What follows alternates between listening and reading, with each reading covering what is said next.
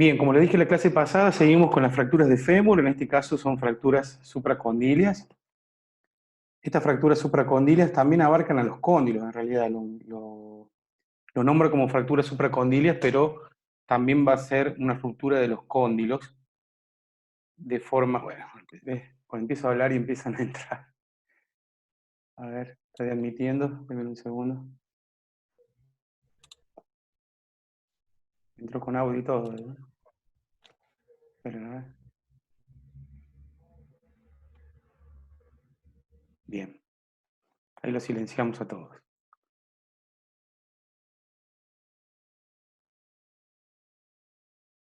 Bien, como podemos observar aquí, entonces, en la primera plantilla, ¿sí? Como les dije, de las fracturas de fémur, vamos a hablar de las fracturas supracondilias, o sea, las fracturas que se dan por encima de lo que es los cóndilos, pero van a afectar a los cóndilos también, o sea que por lo general son fracturas que afectan a la articulación de la rodilla, ¿sí? La definición habla de que afecta a lo que es el extremo distal del fémur, que quiere decir esto que va a afectar a la metáfisis del fémur, ¿sí? Y por lo general, como les dije recién, va a afectar a los cóndilos, y al afectar a los cóndilos vamos a sufrir, o va a sufrir el paciente, fracturas intraarticulares. Al producir fracturas intraarticulares, se han propuesto varios sistemas de clasificación, y uno de los más acertados, y el que usa Müller, ¿sí? Es el más aceptado por lo que es la bibliografía que estamos utilizando. Él los va a dividir en tipo A, tipo B, tipo C, y a su vez cada tipo va a dividirse en un subtipo que es 1, 2 y 3. O sea, vamos a tener el tipo A, que son las fracturas extraarticulares, o sea, precisamente las supracondilias, por encima de la cápsula, ¿sí? ¿Qué van a ser las tipo A? Y esas tipo A su vez se van a dividir en tres tipos, 1, 2 y 3. Luego, Müller también las clasifica en unicondilias, o sea, cuando va a afectar un solo cóndilo. Al afectar un solo cóndilo, también lo va a subdividir, ¿sí? En tipo 1, 2 y 3. Y luego las fracturas que afectan a ambos cóndilos, que son las de tipo C. Y son bastante comunes, ¿sí? Que por lo general suelen ser en T o en I, no sé si deben haber visto en patología de esa manera. Que a su vez también se subdividen en tipo 1, 2 y 3, tanto el A, el B y el C.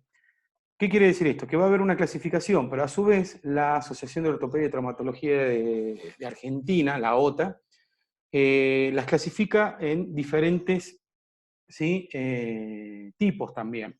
No vamos a ver esa clasificación porque me interesa más que la vean en el hospital cuando vayan conmigo, que es la que se utiliza, la jerga que se utiliza con el traumatólogo. O sea, el día de mañana, si a ustedes les toca estar en un servicio de traumatología, sepan, ¿sí? Cada vez que hagan una revista de sala, que las revistas de sala son las que van a, digamos, evolucionar los pacientes día a día, sepan de qué tipo de fractura están hablando. Los huesos para ellos tienen números, ¿sí? 1, 2 y 3, y a su vez las partes, como la epífisis, la diáfisis o la metáfisis, también tienen una letra, A, B o C, y bueno, y así las van clasificando. Entonces, por ejemplo, para no decir, sí, el paciente tiene una fractura de fémur supracondilia, pues les doy un ejemplo, el paciente tiene una 1-3B, entonces ya saben qué tipo de fractura es, ¿sí?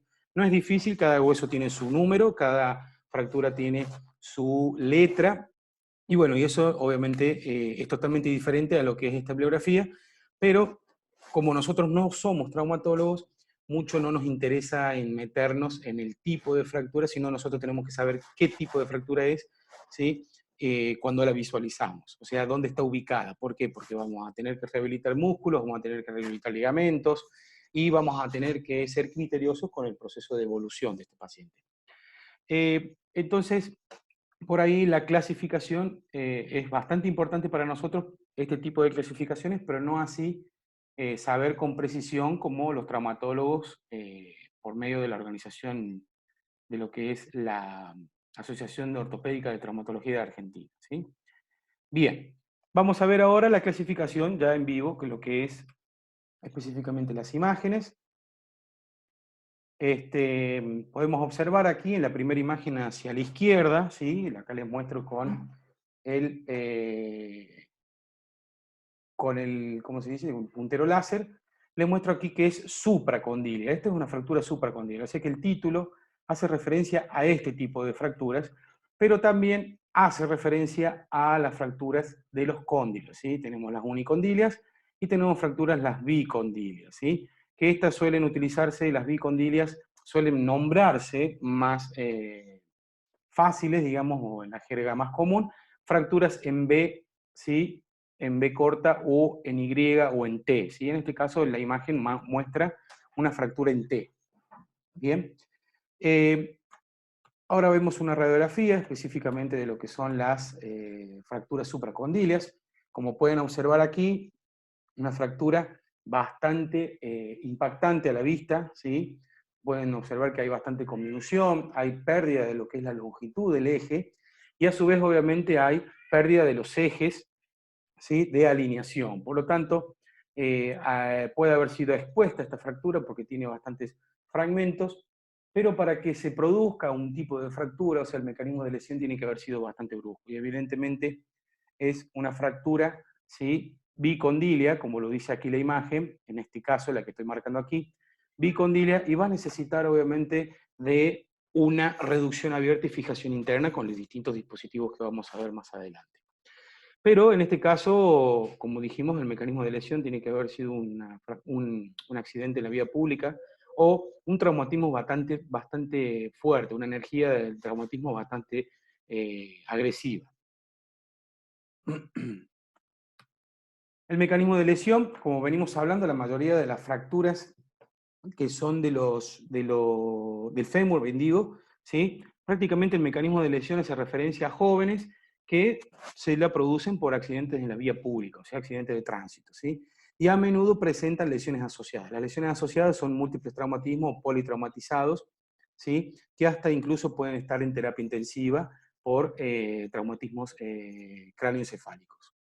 Y en los ancianos, por lo general, los traumatismos son de mucha baja energía. ¿Por qué? Porque hay un hueso debilitado, por lo general hay alguna enfermedad concomitante, como por ejemplo la diabetes, la osteoporosis, etcétera, y por lo tanto puede generarse, ¿sí? Caídas y pueden ser fracturas más puras, ¿sí? Puras quiere decir que no tenga tantas lesiones asociadas. Obviamente se puede asociar a otras lesiones. ¿Por qué? Porque está cerca de la articulación de la rodilla, o porque también puede haber fracturas que comprometen a la articulación de la rodilla. Al comprometer la articulación de la rodilla, ¿qué podemos observar? Y ruptura de menisco, lesiones ligamentarias, desgarros de la cápsula, pérdida de líquido sinovial, gran hematoma. ¿Por qué? Porque si nosotros tenemos una fractura de lo que es la metáfisis, al estar supervascularizado, vamos a tener un hematoma bastante importante, una consolidación bastante fuerte, ¿sí? Porque producto obviamente de la gran vascularidad de la zona. Con respecto a los objetivos, siguen entrando alumnos, no admito más. Con respecto a los objetivos de tratamiento, ¿sí? Como decimos siempre, los objetivos ortopédicos, aquí hay que destacar algo muy importante porque el traumatólogo tiene que obviamente cumplir siempre con lo que son los ejes. ¿Por qué? Porque si no el paciente va a quedar con un varo o con un valgo o con alteraciones rotacionales, ¿sí? Entonces la alineación tiene que ser perfecta y la longitud también del fémur tiene que ser perfecta, porque si no el paciente va a quedar con una pierna más corta que otra, ¿sí? Con dismetrías. Cualquier escalón articular debe ser menor a 1 o 2 milímetros. Los escalones articulares hacen referencia a lo que son las, digamos, las estructuras que pueden llegar a quedar en relación de una fractura y otra. Por ejemplo, una fractura bicondilia, entre un cóndilo y otro no puede haber escalones o no puede haber diferencias, vendría a ser los escalones, de 1 o 2 milímetros, ¿sí? ¿Por qué? Porque eso va a producir riesgos, ¿sí? En los cambios degenerativos. ¿Qué quiere decir esto? Si nosotros tenemos un escalón articular en una fractura bicondilia a nivel de la unión de los dos cóndilos, va a producir un proceso degenerativo de lo que es la, ¿cómo se dice? De lo que es la rótula. Porque imagínense, cuando el paciente empiece a tener un proceso evolutivo en su consolidación, eso va a generar un proceso degenerativo a medida que vaya pasando los años, porque el paciente empieza a caminar con una estructura que no tendría que estar en su lugar. Entonces, al no estar en su lugar, empieza a haber roces y empieza a haber procesos degenerativos, como por ejemplo la famosa osteocondritis disecantes de rodilla, en este caso, tanto en el cóndilo o la condromalacia, tanto en lo que vendría a ser la parte interna de lo que es la rótula. ¿Bien? Entonces es sumamente importante, ¿sí? Tratar de alinear lo mejor posible y obviamente de reconstruir la congruencia articular. Bien. Con respecto a la estabilidad, se consigue, ¿sí? Con respecto a la estabilidad, si bien digo, se consigue restableciendo la congruencia, como dije recién, y utilizando el material de osteosíntesis para fijar rígidamente la fractura. Como les digo siempre, el traumatólogo, el objetivo obviamente es darle estabilidad al foco de fractura y alinear el hueso, obviamente, en este caso el fémur. Pero, como les dije siempre, todo va a depender de cada paciente y va a depender del material que se utilice. En este caso, cuando se utilizan placas, cuál es el objetivo del traumatólogo y siempre tratar de proteger el foco de fractura, ¿sí? Y de dar una fijación rígida.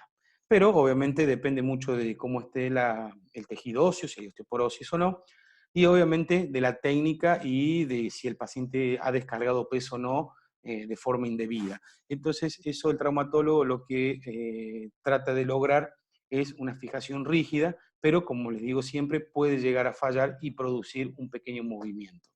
Ahora, el callo óseo se va a formar ¿cuándo? Cuando tengamos una fractura propiamente dicho, como es la supracondilia, ¿sí? Que es extraarticular. Ahora, si tenemos una fractura intraarticular, todos sabemos que el coágulo de fibrina no se va a formar, lo que es está bañado todo el cartílago por líquido sinovial, entonces es mucho más difícil la formación del tejido de consolidación, o sea, del callo óseo. Entonces, el traumatólogo trata de fijarlo de forma rígida. Ya vamos a ver cuáles son los métodos y los elementos que se utilizan. Y cuáles se utilizan en la actualidad y cuáles se dejaron de utilizar. Con respecto a los objetivos de rehabilitación, cuando vean después con el profe Marco todo lo que es rehabilitación de rodilla, hace hincapié específicamente a lo que es esto. Y la amplitud de movimiento hace referencia a lo que es la cadera, rodilla y tobillo, ¿sí? Obviamente la rodilla va a ser un poco más difícil para poder, obviamente, rehabilitarla si tenemos una fractura intraarticular. ¿Por qué va a ser más difícil? No por la fractura en sí, porque la fractura en sí el traumatólogo la trata y el paciente se cura, o sea, consolidando lo posible, ¿sí? Nosotros no vamos a curar ninguna fractura, lo que vamos a hacer nosotros es rehabilitar las funciones que se perdieron producto o consecuencia de esa fractura. Entonces, esa rodilla va a tener una fractura intraarticular y por lo tanto va a tener un proceso evolutivo mucho más lento que una fractura supracondilia extraarticular. Entonces, ahí lo que tenemos que tener en cuenta nosotros va a ser la deflexión de la rodilla y obviamente ir ganando rangos de movimiento. Como dice aquí en el cuadrito, los movimientos de flexiones, los normales de 130 a 140, yo puedo llegar en una persona hasta unos 160 grados, normales, ¿sí? Pero con unos 110 grados funcionales, el paciente ya puede caminar sin tener ninguna alteración y obviamente puede subir escalones. Y obviamente que cuando se siente va a tener una rodilla, ¿sí? Sin ningún tipo de dolor porque no está traccionando por ningún tejido. En cambio, la extensión tiene que llegar sí o sí a 0 o menos 5 en el mejor de los casos. O sea, no hay, digamos, grados funcionales positivos, porque obviamente 5 grados de semiflexión de rodilla va a producir de que el paciente, ¿sí? Rengue o tenga cojera, como se dice, ¿sí? Bien, seguimos. Fuerza muscular, trabajar todos los músculos, como saben, cuádriceps, tendones, patas de ganso, aductores, gemelos, etcétera, etcétera, etcétera, que cuando vean los protocolos de rehabilitación lo van a ver con el profe Marco. Los objetivos funcionales, como decimos siempre, como es una fractura del miembro inferior, que tiene que como objetivo mejorar la marcha y que el paciente se pueda sentar de forma adecuada, con la rodilla en una flexión de 90 grados, 90%, dice ahí, rodilla de flexión de 90 grados, ¿sí? Ahí se confundió el porcentaje. Tiempo previsto de consolidación ósea es relativo, ¿sí? De 12 a 16 semanas, y tiempo previsto para la rehabilitación de 15 a 20 semanas, ¿sí? Ahora vamos a ver los métodos de tratamiento que estamos teniendo, que son los métodos de reducción abierta y fijación interna. ¿Qué es lo que se va a utilizar? Se va a utilizar una placa que tiene una orientación de 95 grados y un tornillo de compresión también dinámico, muy parecido al Richard que veíamos en cadera, nada más que también está una angulación de 95 grados. Este es el método de elección, ¿por qué? Porque la mayoría de las fracturas condilias o bicondilias sí necesitan o requieren un tratamiento quirúrgico. El sistema va a ser, desde el punto de vista biomecánico, un sistema de protección de cargas, ¿sí? Y de distribución de cargas si se utilizan unos, digamos, unos clavos endomedulares que muchos no se utilizan, pero ya lo vamos a ver, que es el de Ender, ¿sí? O los métodos supracondilios de Sickel, que esos son no muy utilizados y aquí en La Rioja obviamente más difícil todavía. El objetivo obviamente siempre, como les dije, es conseguir o tratar de conseguir una fijación rígida, ¿sí? Pero en este caso, cuando las fracturas son conminutas, es muy difícil de conseguir. Con respecto a la consolidación, primaria, si la fijación obviamente es rígida, y secundaria, con formación de callo óseo, si deja de ser rígida. En el caso de las indicaciones, como les dije recién, se va a utilizar un método de elección, ¿sí? La placa que les dije recién de 95 grados con un tornillo de compresión dinámico, ¿sí? Y se va a utilizar también otra placa de contrafuente condilia y el clavo intramedular, ¿sí? Supracondilio de forma retrógrada, que no hay imágenes, pero ya se los voy a explicar cómo es con uno parecido que está ahí, que es el supracondilio de Sickel. Acá el último nombra lo que son el supracondilio de Sickel, que es un clavo endomedular, el clavo de Ender, ¿sí? Y los alambres de Rouge. ¿Bien? Acá vamos a observar lo que es la placa, ¿sí? Condilia de 95 grados.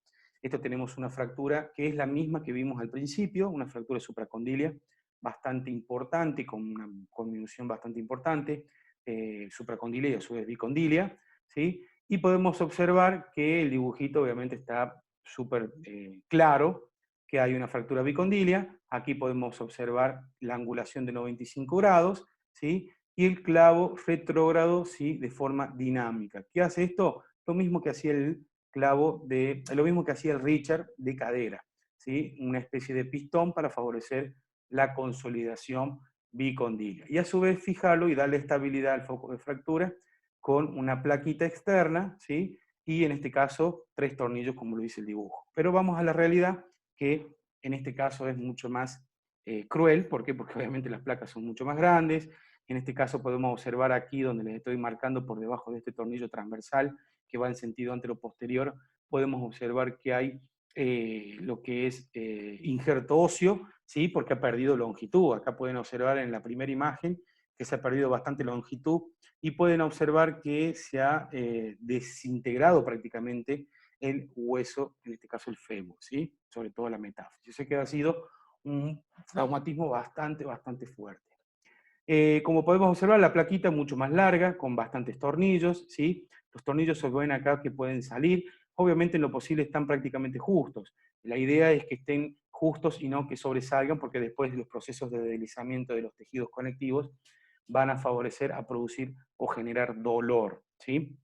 ¿Qué va a ocurrir con estas placas? Estas placas, por lo general, si no molestan, después de 1 o 2 años, si no molestan, tienden a dejarse de por vida, pero si llegan a molestar o llega a haber algún proceso infeccioso porque lo rechaza la placa o porque hay otro tipo de cirugía, sea lo que sea, ¿sí? Se puede llegar a sacar. Se saca y obviamente se lo deja al paciente sin placa, pero obviamente eso después de 2 o 3 años, ¿sí? Y ahora vamos a ver los métodos que les hablaba recién. La placa condilar, ¿sí? Sin lo que es el tornillo de compresión. También es una placa condilar de 95 grados, que el objetivo también es mantener y dar estabilidad a la fractura supracondilia y va a producir una compresión como lo marca aquí la flechita, ¿sí? Tratando mediante la placa bicondilar.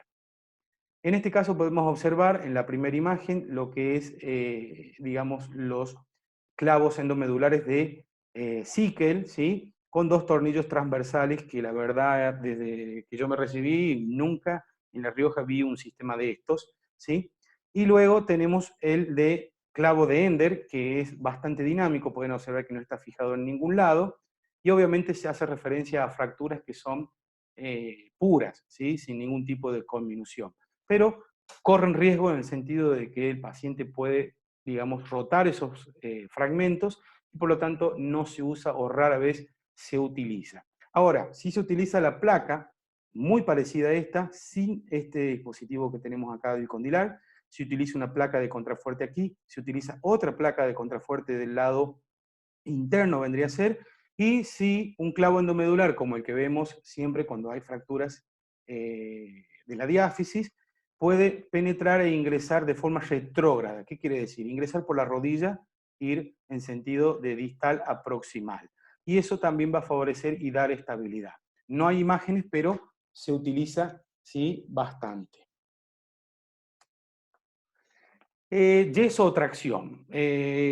Los yesados o tracción. Bueno, este es un sistema, como sabemos, de distribución de carga con formación de callo óseo. ¿Qué quiere decir esto? Que se puede utilizar un yeso en aquellas fracturas que no hayan tenido prácticamente ningún tipo de desplazamiento, ni hayan estado compactados y por lo tanto no sean conminutas, ¿sí? Ahora, pero corre riesgo el paciente. ¿Por qué? Porque obviamente va a haber un alto riesgo de mala consolidación, ¿sí? Ese alto riesgo de mala consolidación puede estar asociado o incluir todo lo que son alteraciones en varo, embargo o rotacionales, dependiendo de cómo esté realizada la tracción, cómo esté realizado el yeso, perdón. Y en el caso de la tracción lleva mayor tiempo de internación o de encamamiento del paciente, con distintos riesgos como por ejemplo la trombosis venosa profunda. También puede haber infecciones ulcerosas por los decúbitos, porque el paciente está mayor tiempo acostado y postrado en la cama, infecciones urinarias, y también puede haber bastantes compromisos pulmonares, como ya mencionamos, porque el paciente se encuentra en cama. ¿Se acuerdan que hablábamos al principio, cuando el paciente estaba traccionado, que podía estar entre 20 y 25 días? Al estar en decúbito supino el paciente bastante tiempo, todos los fluidos se van a la parte posterior de los pulmones y la parte superior se crea como una cámara. Entonces eso va a traer riesgos de producir o adquirir infecciones y al mismo tiempo también compromisos pulmonares como disminución de la capacidad pulmonar total. Por eso siempre les recalco que es importantísimo en los pacientes traccionados, para todos los que no me entregaron todavía la tarea, hacer ejercicios respiratorios, ¿sí? Porque los músculos se debilitan, porque el paciente está en decúbito supino mucho tiempo y porque hay un compromiso pulmonar. ¿Estamos? Bien. Acá podemos observar una fractura supracondilia, ¿sí? Ha habido una reducción de forma manual. ¿Eso qué quiere decir? Que se traccionó y se lo redujo y se colocó un yeso. Entonces pueden observar aquí que dentro de todo ha quedado, ¿sí?, bastante bien, pero hay consecuencias, ¿sí? Quedan 10 minutitos. Lo vamos a volver a conectar, ¿sí?, cuando terminemos. Pero obviamente puede sufrir consecuencias del paciente de quedar lo que son estos famosos escalones articulares. Esos famosos escalones articulares van a generar procesos degenerativos y obviamente lo puede sufrir lo que es la rótula, ¿sí? Bien, con respecto, esos son los tratamientos que tenemos a disposición en las fracturas supracondilias o condilias. También suele haber métodos que he visto aquí en La Rioja, que no salen en la bibliografía, que son tornillos, ¿sí?, percutáneos, específicamente cuando se fractura, cuando hay una fractura intercondilia, ¿sí?, que no haya, digamos, no haya habido una separación mayor a 2 milímetros de los cóndilos y tampoco en lo que es la parte supracondilia. Entonces se colocan clavos percutáneos, perdón, se colocan tornillos percutáneos como si fueran las fracturas de húmero, no sé si se acuerdan, que vimos en las primeras clases. Consideraciones especiales. Las consideraciones especiales hacen referencia a lo que es siempre la edad del paciente. ¿Ven que acá dice ver mecanismos de lesión? Bueno, la edad obviamente hace referencia primero. Si es joven el paciente, ¿qué es lo que va a ocurrir? Y puede llegar a quedar el paciente con secuelas. ¿Secuelas cuáles? Y romperse ligamentos, romperse meniscos, romperse, bueno, obviamente disminuir lo que es la longitud del miembro. Entonces, todas esas estructuras van a afectar para el futuro de ese paciente joven, ¿sí? Y en el caso de los ancianos, obviamente, lo que son los mecanismos de lesión, que es producto de las alteraciones o enfermedades concomitantes, como por ejemplo la diabetes, hipertensión, colesterolemia, todo lo que pueda llegar a evitar la buena consolidación de esa fractura. Y obviamente, en el caso de los jóvenes, ¿sí?, que si se produce este tipo de fractura, siempre van asociados a otras fracturas, producto obviamente del accidente o del impacto. y pueden estar politraumatizados. Esas son las consideraciones especiales con respecto a la edad. Con respecto a la calidad del hueso, en pacientes jóvenes permite una compresión con mecanismos de fijación ortopédicos, que es lo que ya vimos, y en pacientes ancianos presentan osteopenia, que es un grado antes de la osteoporosis, y conlleva a una fijación un poco más difícil porque cuando el traumatólogo empieza a colocar los tornillos, puede llegar a verse los poros mucho más grandes y por lo tanto, como les daba el ejemplo de la pared, si nosotros empezamos a perforar una pared y nosotros queremos que el agujero sea de un tamaño y se empieza a desmoronar y a hacerse más grande, ¿sí?, el agujero porque el cemento empieza a desmoronarse. Bueno, en el hueso pasa exactamente lo mismo, entonces la fijación rígida se va a hacer y tornar mucho más difícil.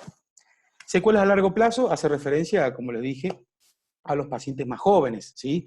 ¿Por qué? Porque el paciente puede tener posibles enfermedades degenerativas de la articulación, como por ejemplo artritis, ¿sí? La artritis no reumatoidea, sino artritis inflamatoria. La artritis inflamatoria hace referencia a aquellas articulaciones que van a producirse desgastes, como por ejemplo osteocondritis, ¿sí?, o van a aumentar siempre por lo general en las fracturas intraarticulares, con disminución de lo que es la amplitud de movimiento, deformidades residuales, renguera por dolor, por edema, ¿sí?, prolongado y secundario a lo que es una lesión, como dice aquí en el slide. Entonces, estos pacientes jóvenes, ¿sí?, van a tener complicaciones a futuro producto de estas fracturas intraarticulares en la rodilla. Lesiones asociadas, las lesiones vasculares, fracturas muy conminutas, pueden astillarse y obviamente producir alteraciones vasculares y sanguíneas, como por ejemplo los síndromes compartimentales abarcando las cavernas y por lo tanto inflamándose todas las estructuras en su continente. Y también lesiones de los vasos, ¿sí?, popliteos que están bastante cerca a lo que son los cóndilos. Si hay sospecha de una lesión, como dice aquí, hay que hacer un estudio que es el ecodoppler o una angiografía. Lesiones ligamentosas es bastante común, ¿sí? O sea, no es infrecuente. Si tenemos una lesión intraarticular de la rodilla, y bueno, posiblemente una fractura siempre esté asociada a un desgarro o una lesión de lo que son los ligamentos laterales internos, lateral externo o ligamentos cruzados. Por lo tanto, la evaluación al principio obviamente siempre va a ser mucho más difícil producto del dolor o la inestabilidad que tiene la fractura, pero una vez reducida la fractura, ¿sí?, cuando el paciente empieza a deambular, obviamente van a aparecer las inestabilidades ligamentarias y por lo tanto vamos a tener, o mejor dicho, el traumatólogo va a tener que prestar atención en eso, ¿sí? Bien. Carga de peso, el paciente va a permanecer en descarga sin apoyo, ¿sí? ¿Qué quiere decir esto? Que el paciente va a caminar con muletas con el peso traccionado por la gravedad. Y obviamente va a esperar aproximadamente en unos 3 meses, ¿sí?, luego de haberse producido la lesión. En el caso para favorecer lo que es la consolidación del hueso, metafisiario, y del injerto, si es que se haya incorporado un injerto óseo o no, y haciendo referencia al caso que se vio al principio. Con respecto a la marcha, es prácticamente lo mismo que las anteriores, con la diferencia de que obviamente aquí va a haber una afectación mayor cerca de lo que es la articulación de la rodilla, y por lo tanto se va a ver bastante afectado lo que es el apoyo, ¿sí? Y apoyando lo que, o comenzando, mejor dicho, con el apoyo talar, en este caso cuando habla del cuádriceps, ¿sí?, para extender la rodilla va a ser mucho más difícil, hay una disrupción, ¿sí?, de la rotura, evitando un deslizamiento de lo que son los tejidos y produciendo dolor. ¿Qué quiere decir esto? Cuando nosotros realizamos la flexioextensión de rodilla, cuando caminamos, ¿sí?, si nosotros tenemos una cicatriz, una cirugía bastante importante, tenemos colocadas placas adentro, han estado tocando todo y se ha hecho unas adherencias, cuando el paciente empieza a caminar, esas adherencias o ese proceso de deslizamiento que ocurre entre lo que es el retináculo y lo que es el aparato extensor junto con el cuádriceps, no se va a producir ese deslizamiento. Por lo tanto, va a generar bastante dolor, ¿sí? Apoyo plantar, por lo general no se afecta, pero puede haber dolor en la contracción excéntrica del cuádriceps. En realidad, el apoyo plantar no lo realiza el paciente, en este caso, se lo puedo decir por experiencia, y el apoyo medio tampoco porque le duele bastante, ¿sí? Cuando el paciente camina, trata de imitar, porque nosotros le damos órdenes cómo debe hacer la marcha, trata de imitar el apoyo del talón, pero automáticamente el pie se cae, ¿sí?, lo que es llevándolo a una dorsiflexión plantar. Entonces, suele producir bastante dolor en el foco de fractura. Y obviamente el apoyo medio no se produce porque el paciente cuando empieza a descargar el peso todo el peso de su cuerpo en el miembro, genera bastante dolor al principio. Hasta que obviamente empieza a empezar a rehabilitarse y a reeducar la marcha. La fase de despegue habitualmente no se afecta porque la hace la cadera, ¿sí? Y la rótula descansa en lo que es su muesca troclear y puede producir dolor. ¿Qué quiere decir esto? Que la rótula, digamos, es siempre lo primero que debemos trabajar antes de empezar la marcha. Aunque ustedes no lo crean, este puntito que está aquí, ¿sí? La rótula descansa en su muesca troclear y puede producir dolor. Esto es sumamente importante en lo que es la rehabilitación. ¿Por qué? Porque antes de empezar a caminar y antes de hacer cualquier fortalecimiento, lo que sea, en este tipo de fracturas o cualquier lesión que tengamos en la rodilla, nosotros tenemos que trabajar los deslizamientos rotulianos. Si nosotros no se mueve la rótula, no se va a mover esa rodilla, va a generar dolor siempre, por más que lo queramos hacer caminar, que hagan contracciones isométricas, que hagan lo que hagan, siempre, siempre trabajen primero los movimientos de la rótula, por favor.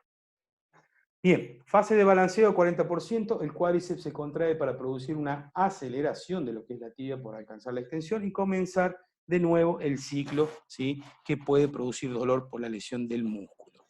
Obviamente el balanceo no está tan afectado como todo lo que es la descarga de peso. El balanceo, es el contrario, cuando el paciente descargue peso va a generar dolor y el balanceo le va a aliviar el dolor que está sintiendo. Por lo tanto, no va a haber tanto dolor. Pero como les dije al principio, es bastante relativo todo lo que habla aquí con respecto a la marcha, pero hay que tenerlo en cuenta para que el día de mañana, cuando ustedes tengan pacientes con fracturas de miembros inferiores, sepan más o menos qué es lo que va a estar ocurriendo con este tipo de pacientes.